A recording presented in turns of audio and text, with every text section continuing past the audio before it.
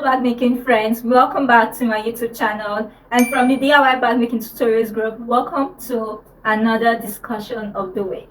So as you must have seen from the title and the thumbnail, in today's episode we are going to be sharing 5 steps to get you started on your bag making journey if you're a beginner bag maker. Now these steps are from taff.tc on Instagram, so a big shout out to them because they are the originator and the inspiration of today's discussion. So I'm going to leave a link to their blog post down in the description box so you can read their original blog post from start to finish. I feel like this video is going to be short and straight to the point, so guys, get your pen, get your paper, and let us do this. These steps for me are the foundation. They are the steps that you need to put into consideration when you're making a bag or when you're about to start making a bag. Okay, so this particular video are for beginners, but if you're further up in bag making, consider sharing this video to a beginner, somebody you know who needs it. Okay, do not forget to like and subscribe, and let us move over to step 1. So step 1 is identify your needs. Now I have my write-up in front of me so that I do not forget anything. I decided not to memorize because that was so much work. Okay, so guys, I am going to be reading from my write-ups for you guys. All right, so step 1, identify your needs. This is the time for you to choose the type of bag that you want to make. So there's some questions you need to ask yourself. What will I be using this bag for? For school, work, play, parties, gym? Okay, so what items do I intend to store in the bag? Laptop, food, drinks, makeup, my phone. Okay, so what size would the bag be? Do you want a small size, a medium, or a large, an extra large, or a nano bag? Okay, so how do I want to carry this bag? On my shoulder, on my back, with the top handle, with my hand, or all of my palm, or on my wrist, you know.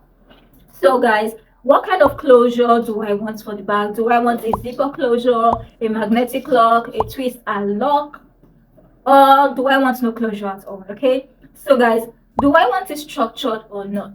When I put this bag on the table, do I want it to stand, or do I want some flexibility with the bag? Okay, so our example is going to be the Jaya backpack that I made recently. The Jaya backpack itself has loads of pockets, but in order to meet my needs, I decided to add some pockets that were not part of the original pattern. Okay, so one pocket that I added is the padded laptop pocket. Okay, so ask yourself a question: what will I be using this bag for? Okay, so I knew that I wanted to use this bag specifically for school, and I want to be able to carry my laptop to school, and I made it padded because I want to be able to protect my laptop from interior and exterior shock. Okay, so another pocket I added, which is not part of the pattern, is 2 elastic cup holders. So I usually carry water around with me whenever I go out, and I know that I wanted a place for my water bottle in the bag, so I added 2 elastic cup holders, one for the water bottle itself, then the other for a mini umbrella when it is raining, or for a flat slippers on the day we are raining. Okay, so another feature is this luggage strap, because the Jaya backpack is suitable for travel, and I want to be able to slip it into the luggage so that I can have a light travel also. So guys, I hope this example is good enough, and I hope that you understand step 1 so far. So let us move over to step 2. Step 2 is research on materials. Like it or not guys, your material can break or make your bag. Okay, so most times you want a bag that is durable, that can stand the test of time. And let me read from my write-up guys. So this is where we decide what our exterior, interfacing, and interior fabric would be. If you're working with a pattern, make sure you follow the pattern designer's recommendations, and after you made about 1 or 2 of that design, then you can experiment and do your thing. Okay, so yes, we want thick fabrics because we want the bag to last long, as using a thin material will not do much. But we have to think of our sewing machine. Now guys, you have to know your sewing machine.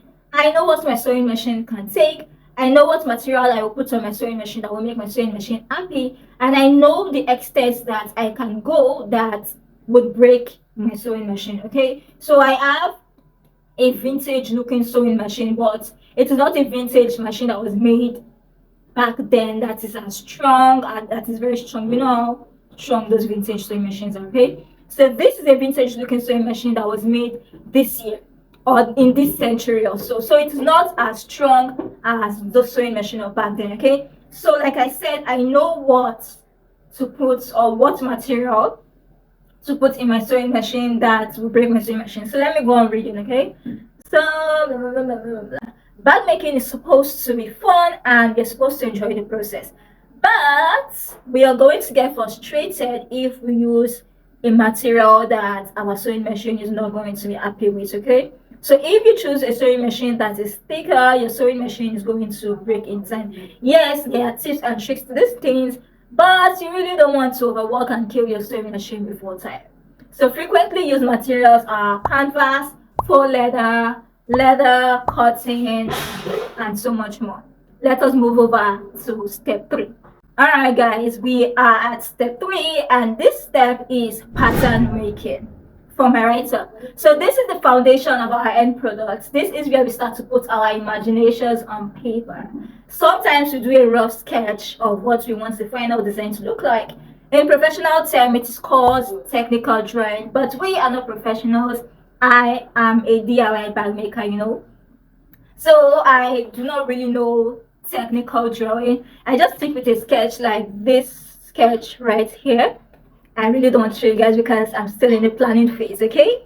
So guys, the sketch I feel like is good enough for me. And this is the part where we note down our dimensions like we did for the Wendy bucket bag. And we use those dimensions to draft the pattern, okay? So guys, after drafting the pattern, we make a prototype, which brings us to step 4. But before we proceed, do not forget to like this video and subscribe if you haven't already. Share this video with somebody who needs it and let us continue. So guys, step 4 is prototyping for my write-up. A prototype is a simple experimental version of the bag you want to make. Making a prototype is totally up to you. You don't need to do that for every project, but it is always good to experiment on our ideas first before the actual creation. A prototype gives us an idea of what the real thing would look like, okay? So making a prototype lets us know if we've made the pattern right, okay? What we want to tweak, or if there is anything to tweak, what we need to adjust, and it also gives us an idea to see if our items we want to store in the bag can fit, okay? We also get to save the actual material because prototypes are usually made with paper, foam, etc, etc. Prototype for me, I feel like is a must, not for every project, but I feel like it saves materials for me and it gives me an idea of what the actual bag would look like before I make the real thing, okay? So guys, we are here at the final and last step, which is creation, okay?